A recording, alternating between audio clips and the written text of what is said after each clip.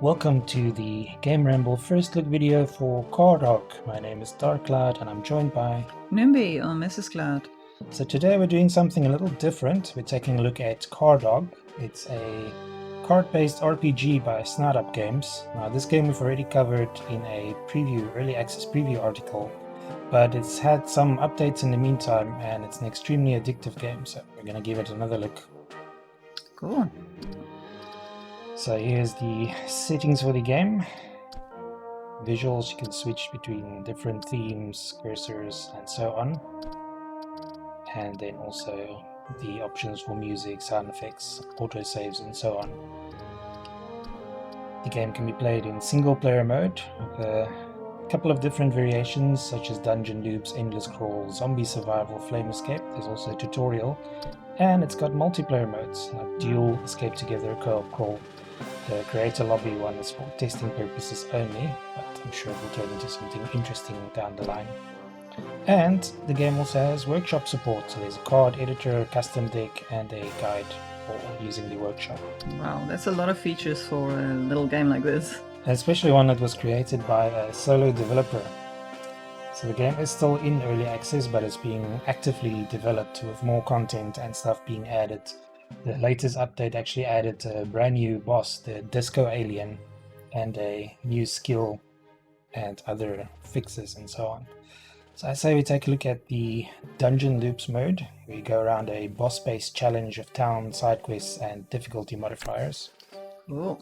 Here you can see the different types of classes in the game. My favorite is the Ninja, who I've already played extensively. But there's also a Cowboy, this flame-wielding pig ear, soldier, police pig, mad scientist, and so on.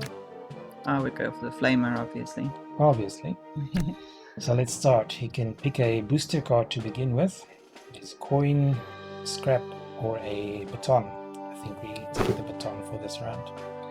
So the basic idea of this game is you move around these card-based grids, picking up items and avoiding traps and defeating enemies.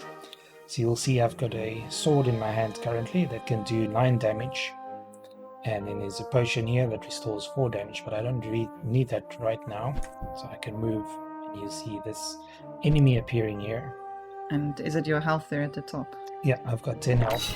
Cool. So if I damage this enemy now with my 9 damage sword, you'll see the damage modifier will go down.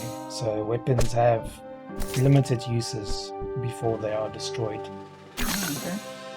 And you can pick when you want to use your health potions or poisons or... No, all these things are used automatically when you move over them. It adds an element of strategy to the game as well. Because if I've got a high level weapon and let me show you, I've got the 5 damage sword, I move over the staff and now it's 3 damage. But my only other option was to walk into the spike pit and take damage. Cool. So you really need to try and plan your routes ahead to maximize the amount of damage you do and the weapons you pick up and the potions and things you use. It adds an element of randomness and strategy to the game, which is quite cool. Awesome. Those pencil spikes look vicious. Yeah, the game's got very creative enemy designs and traps and things, which is quite neat. These developers seem to have a thing for pigs.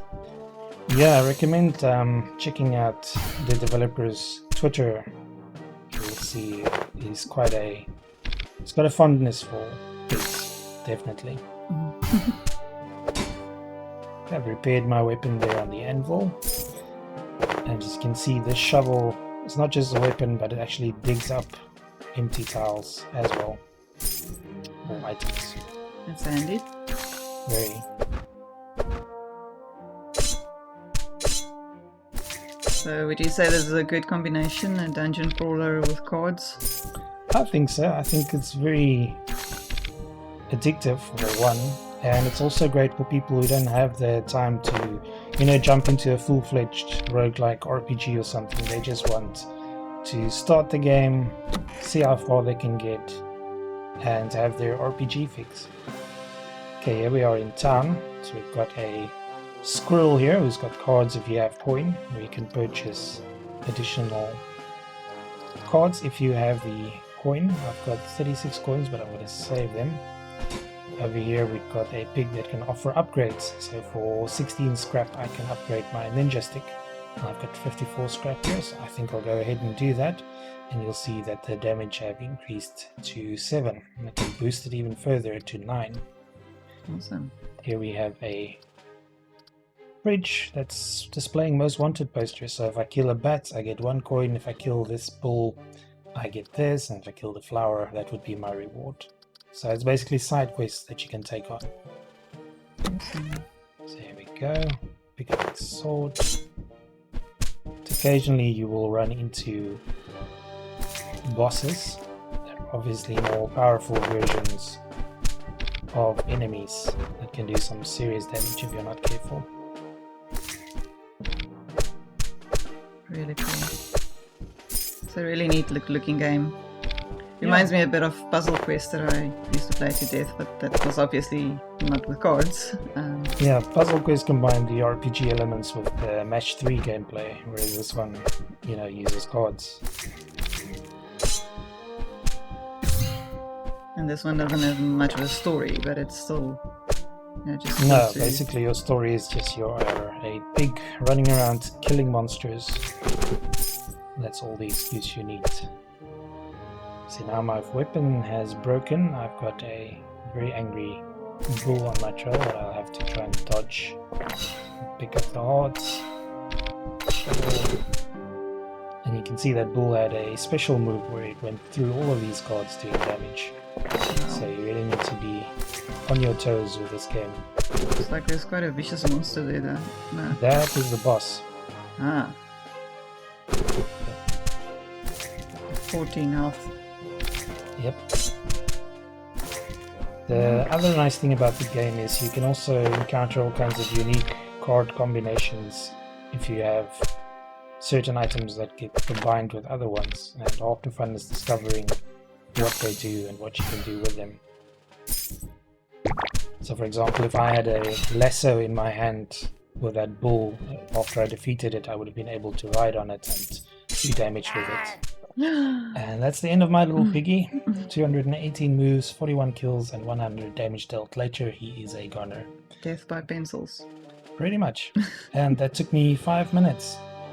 So go for a escape together, where you try to escape the flames in a moving grid with a friend. You can see the settings here: the maximum health, the grid shift delay, the damage, the player settings. I'll be playing as the ninja using the WASD keys, and Numbi will be playing as the Pygro using the gamepad. So are you ready for this? I hope so. We have to escape this together or die together. Okay, so where do we escape to? Okay, so you'll see on the left-hand side of the screen is a wall of flames coming our way. We have to escape to the right, and we take turns. So right now it's your turn. I think I'm going to pick up that sword. Oh, you evil person, you could have taken the sword right in front of you. I'm trapped between you and a spider, and my only way is back. So please kill that spider at least, or not. Not gonna make this easy for me, are you? Going to the mine.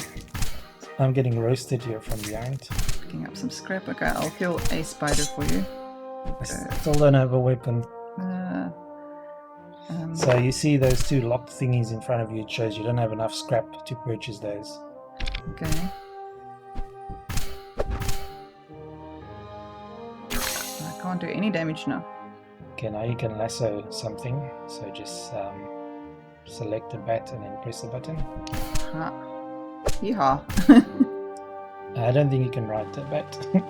No, it said hee-haw. Oh, okay. My bad. Okay, let's go forward. There's a weapon. Not anymore. Revenge is sweet. He is so nice and kind. There's a weapon now for me. Let's go. Onwards. Make our escape. There's a It's gun easy for you to say. I'm trapped here between all kinds of evil things. Do you want me to come back to help you? No, that's good. Save yourself. Lots of swords here. See that? You're rolling in the Scrap. weapons. Yeah, I see that. So